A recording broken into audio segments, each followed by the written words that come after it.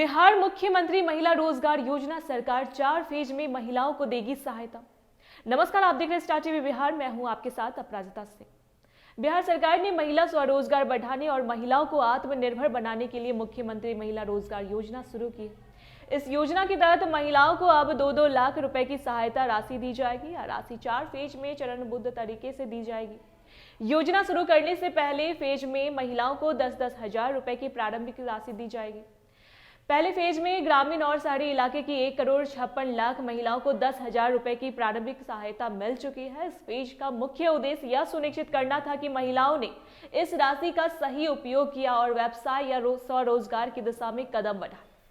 इसके आधार पर ही अगली राशि जारी की जाएगी। पहले फेज के आकलन का जिम्मा ग्राम संगठन की टीमों को सौंपा गया है। ग्राम संगठन यह देखेगा कि राशि का उपयोग व्यवसाय शुरू करने में हुआ है या नहीं और महिलाओं की व्यवसाय में रुचि कैसी है।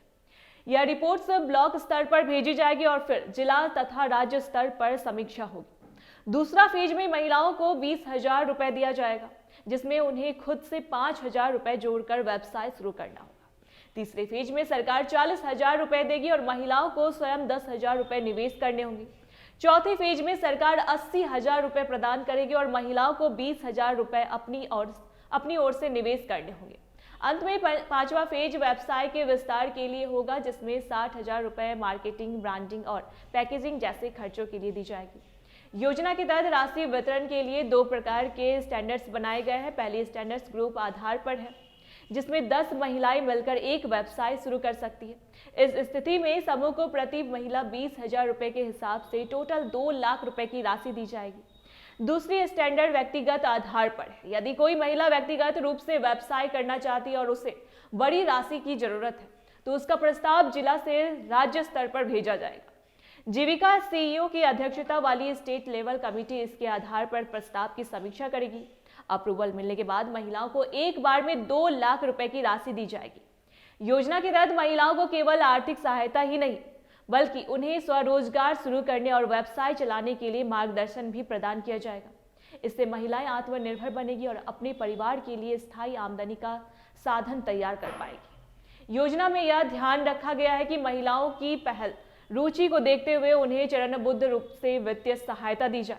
सरकार ने यह भी सुनिश्चित किया है कि योजना के अंतर्गत दी गई राशि का सही उपयोग हो। इसके लिए पहले फेज की राशि का आकलन अनिवार्य है।